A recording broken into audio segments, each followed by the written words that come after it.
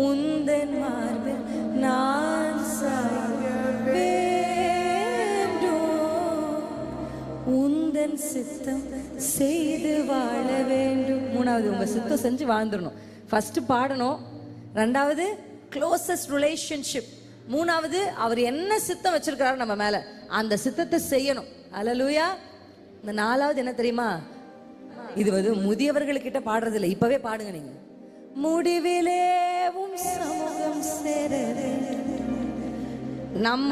நம்முடைய அதாவது வயசானாதான் முடிவை கொடுத்து யோசிக்கணும்னு அவசியம் இல்லை. அல்லேலூயா. டார்கெட் என் முடிவில் அவருடைய சமூகத்தில் நான் இருக்கணும். அல்லேலூயா. முடிவிலே உம் சமூகம் சேர வேண்டும், இன்னும் இன்னும் அதிகமா உந்தன் அருகிலே வந்து உந்தன் மார்பிலே நான் சாய்ந்திட வேண்டும். அல்லேலூயா. அப்பாவை நேசிக்கிற அந்த இருதயத்தை கேட்டு அப்பா கிட்ட வாங்கிக்கோங்க. இந்த வாலிப பருவத்துல நம்ம எல்லாருக்குமே இந்த யூத் ஸ்டேஜ்ல எனக்கு ரொம்ப அசைத்த ஒரு வேத பகுதி என்ன, உன் வாலிபத்தில் சிருஷ்டிக்கிற நினை. ஆனா which is very impossible to think of God in the young stageல. ஆமா தானே?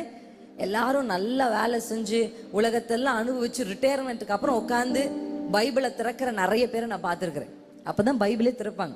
அது வரைக்கும் என்ன செஞ்சுட்டு இருப்பாங்க? ஓடி ஓடி குடும்பத்திற்காக நிறைய பிரயாசம் எதையோ ஒன்று செய்திருப்பாங்க. they will come to Bible or they will think of God. கர்த்தர் அவங்க எப்போ நினைப்பாங்கன்னா ஆஃப்டர் ரிட்டையர்மெண்ட். அப்படி இல்லையா? வியாதியில படுக்கையில படுத்திருக்கும் போது.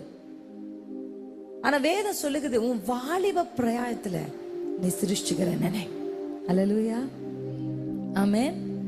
அது ரொம்ப ஈஸியான்னு கேட்டா ரொம்ப கஷ்டம். அதுவும் உங்க ஸ்டேஜ்ல, இப்ப நீங்க யங் ஸ்டேஜ்ல இருக்கிற இந்த இன்ஸ்டாகிராம் வேர்ல்ட்ல, இந்த ரீல்ஸ் வேர்ல்ட்ல எனக்கு தெரிஞ்சு இட் இஸ் வெரி ஹார்ட் ஒரு இடத்துல உட்காந்து அப்பாவை நினைக்கிறது, அவரை பற்றி தியானிக்கிறது, அவர் எவ்வளவு நல்லவர்ன்று யோசிக்கிறது. அதெல்லாம் எப்படின்னா ஐ ஃபீல் அது ரொம்ப கஷ்டம்.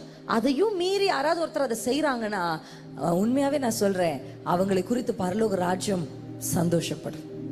அல்லேலூயா. ஆமென்.